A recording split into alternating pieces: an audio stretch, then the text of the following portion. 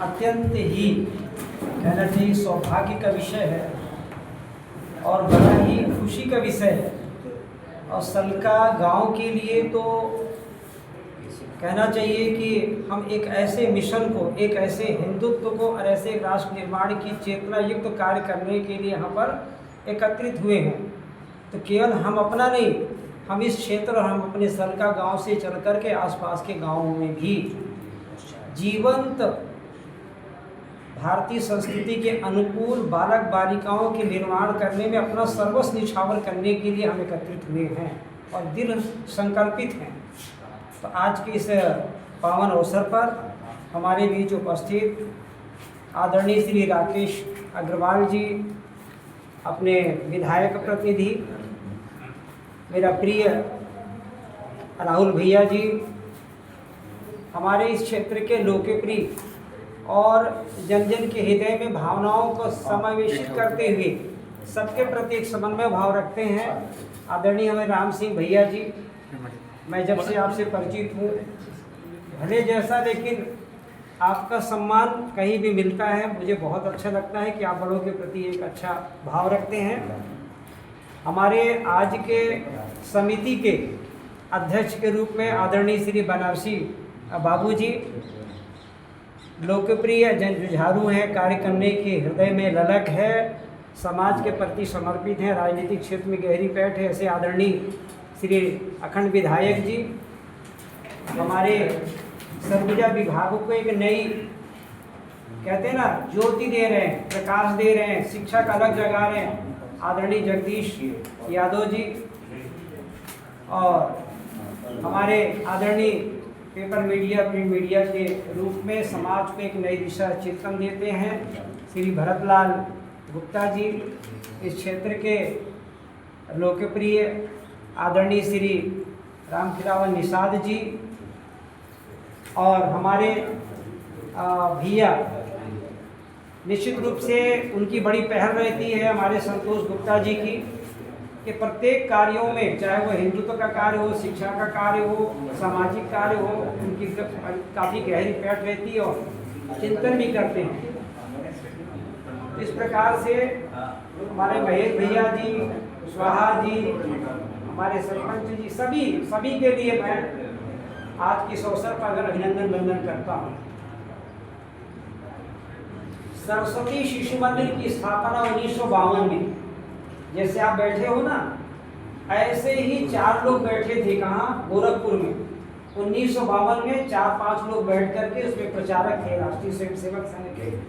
उन्होंने कहा भाई हमें ऐसी शिक्षा नीति की व्यवस्था करनी है जिसमें बालक बालिका हिंदुत्वनिष्ठ बने, और ये सरस्वती शिशु मंदिर का जो प्रकाश है वो कहाँ तक जाए, शहरी अंचल तो जाए, झुग्गी झोपड़ियों में निवास करने वाला तक हमारे विद्यालय का प्रकाश जाए।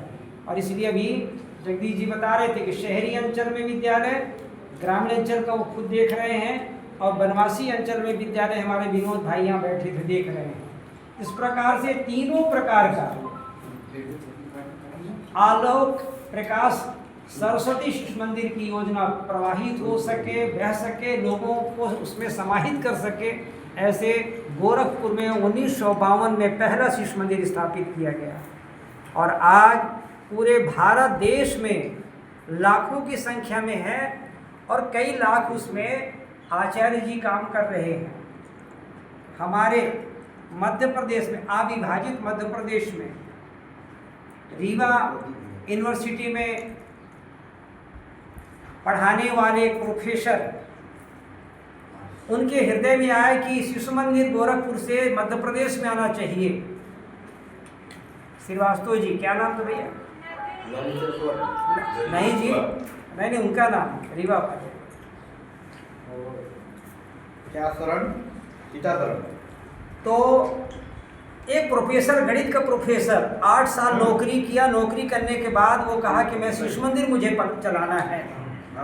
संघ के दृष्टिकोण में आए और गोरखपुर गए और वहाँ से शिशु मंदिर को मध्य प्रदेश अविभाजित छत्तीसगढ़ अपने भारत के उस प्रवाही शिक्षा को लेकर के आए और उन्हें नौकरी छोड़ दी। 8 साल में जो उनका फंड वगैरह जमा था उसको लिए और 2 रिक्शा खरीदे एक रिक्शा, और अपने घर को शिशु मंदिर बना दिया। और रिक्शा में गांव-गांव जाते थे रीवा शहर में, और बच्चों को बटोर के लाते, और रिक्शा स्वयं चलाते। एक प्रोफेसर, गणित का प्रोफेसर स्वयं चलाता, सक्सेना जी, माननीय सक्सेना जी, रोशनदास, रोशनलाल सक्सेना जी, प्रोफेसर गणित की, सोचिए।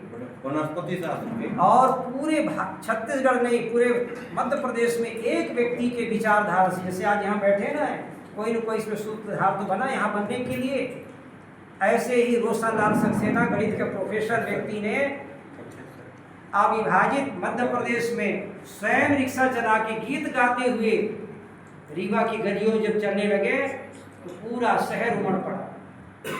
और इस प्रकार से 1968 में अंबिकापुर बना, सरस्वती शिशु मंदिर की स्थापना हुई, जिसमें पुन्नीलाल जी थे, MS सिंहदेव थे, अपने अशोक सिंह जी के दादा श्री संघ के सारे कार्यकर्ता, सारे विचारधारा के कार्यकर्ताओं ने लग कर के विद्यालय यहाँ शुरू किया।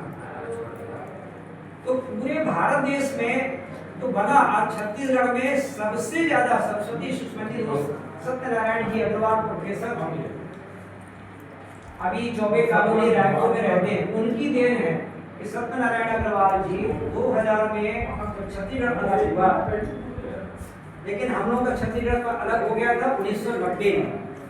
हम लोग 1990 में संघ ने छत्तीसगढ़ को अलग कर दिया। 1990 से लेकर के सरस्वती शिशु मंदिर रोशनलाल ने श्री सत्यनारायण अग्रवाल जी के नेतृत्व में वही प्रोफेसर यह विकास करते हुए आज